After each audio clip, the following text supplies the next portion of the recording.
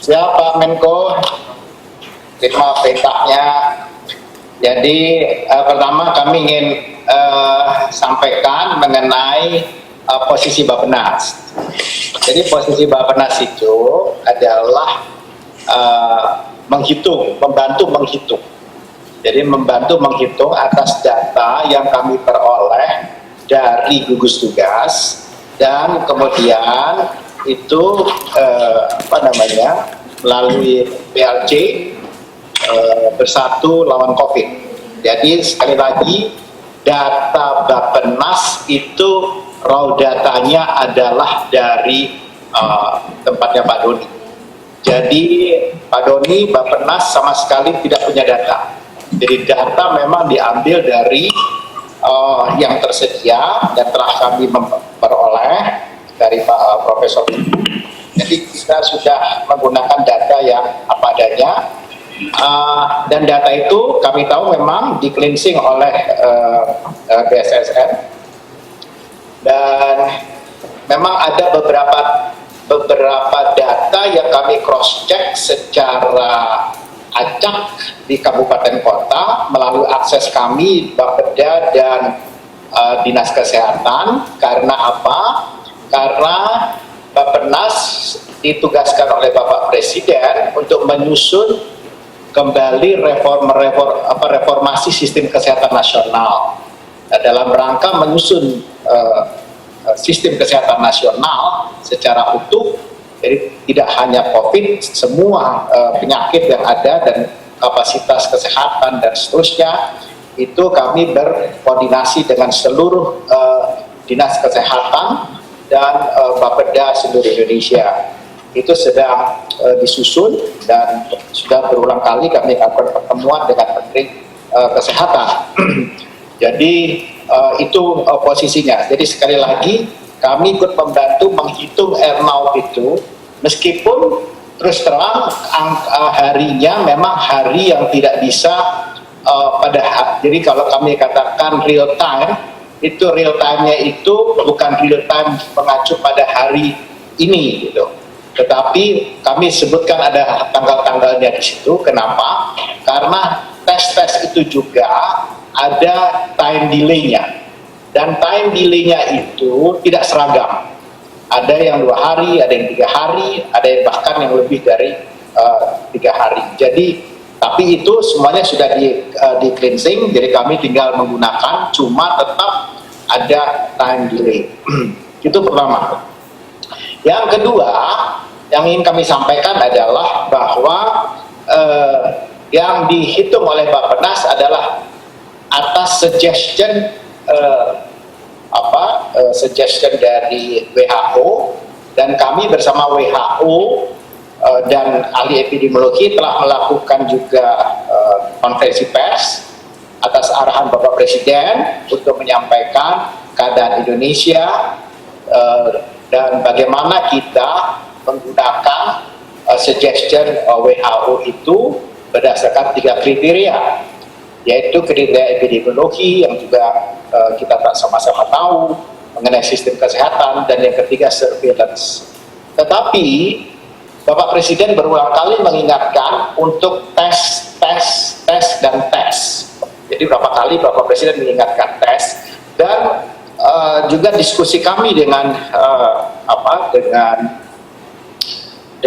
WHO itu terkait dengan jumlah tes. Nah, jumlah tes hari ini 264.098 yang kami baca dari Worldometer, tapi kalau dari Pak Doni tadi adalah 256.000. Worldometer menulis 264.098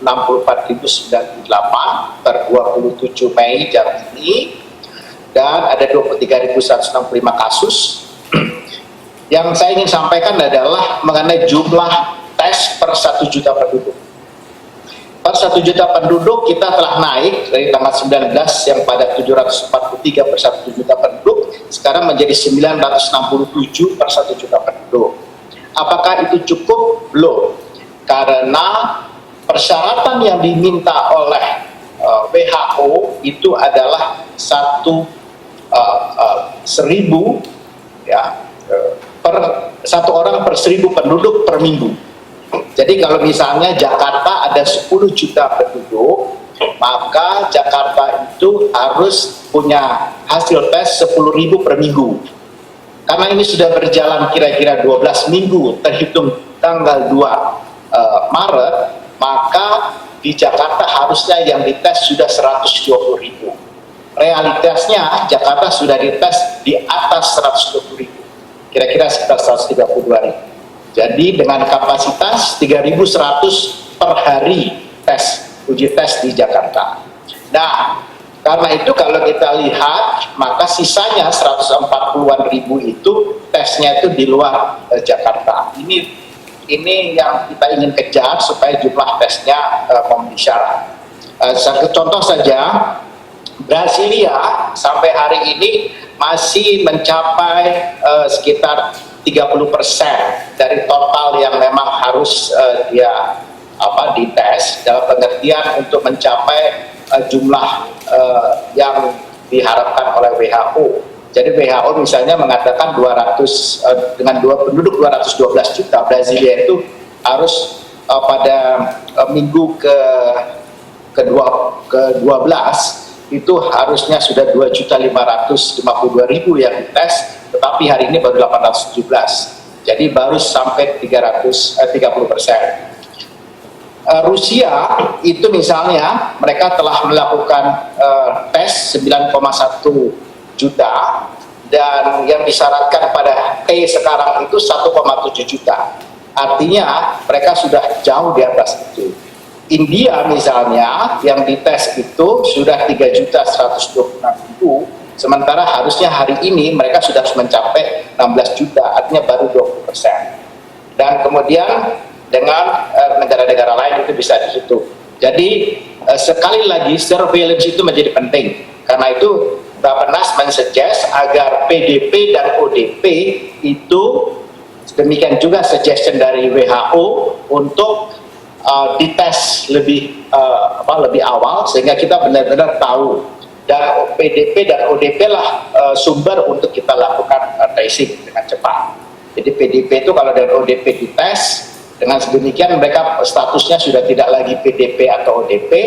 Paling tidak untuk PDP yang dianjurkan adalah dites minimal 2 kali, sekali dites misalnya negatif, kemudian setelah itu 14 hari dites lagi supaya confirm dia sakitnya apa. Kemudian yang ODP itu minimal dites sekali. Itu suggestion dari WHO. Kemudian lalu bagaimana roadmap kita kalau kita hitung dari sisi dua hal, yaitu sebaran virus dan kesiapan sistem kesehatan publik. Jadi Bappenas ikut menghitung, yaitu dari kalau kita lihat di gambar ini, dari A ke B, B ke C, dan C ke D, posisi idealnya adalah di D. Jadi D itu adalah tingkat kesiapan sistem kesehatan yang baik, dan penyebaran virusnya itu sudah terkendali dengan baik. Nah, kalau ini adalah hasil diskusi WHO bersama McKinsey dan Bappenas. Ini diproyeksikan dengan next. Kita lihat pada realitas yang ada, kita bisa lihat provinsi mana saja yang masuk di dalam gambar ini. Contoh yang paling mudah adalah Jakarta, memang sedikit Bali ada di situ. Coba dibesarin, lihatin gambarnya. Jadi Jakarta, dan ini berdasarkan jumlah tempat tidur. Kalau yang diminta oleh WHO itu 2,7 juta, 2,7 per 1.000 penduduk sekarang. Jadi bukan lagi angka yang lama. Jadi ini sekarang, dan itu juga yang dipakai dalam sistem kesehatan nasional ke depan. Kemudian lanjut, Bappenas menyusun yang lain. Saya kira ini sudah disampaikan oleh Pak Menko mengenai protokol masyarakat produktif. Saya kira masing-masing akan melakukan promotif, preventif itu tentu harus lebih detail nanti di setiap pertemuan tempat-tempat lokasi-lokasi yang berbeda-beda. Bappenas membuat dashboard menuju normal baru yang bisa di hyperlink ya untuk melihat RT di setiap daerah. Sekali lagi data ini adalah data dari tempatnya Pak Doni, jadi bukan data di luar. Yang muncul di sini tinggal RT-nya saja, RT dan apa namanya R0. Meskipun data tentang surveillance ini kami belum mendapatkan dengan baik. Jadi kriteria ketiga ini belum bisa di hyperlink. Yang baru di hyperlink adalah yang kriteria kedua dan kriteria pertama. Mungkin kalau sudah kami dapat data ya Pak Doni ya mengenai soal surveillance ini lebih masif di seluruh kabupaten kota dan provinsi, saya kira kita akan mendapatkan data surveillance yang reliable. Next, jadi ini contohnya ya kriteria 1, kriteria nanti ada kriteria 1. Kalau kita menghitung RT, Bappenas menganjurkan cara menghitungnya adalah melihat dari bawah. Jadi surveillance-nya bagus, sistem kesehatannya bagus, pasti R0-nya itu bagus. Tapi kalau R0-nya bagus, itu kita akan periksa apakah sistem kesehatannya oke, surveillance-nya oke. Jadi kita dari bawah, jadi dari bawah ke atas. Kalau begitu dapat R0-nya bagus, jadi memang semuanya bagus. Karena ada daerah yang R0-nya bagus, tetapi jumlah tesnya masih amat rendah.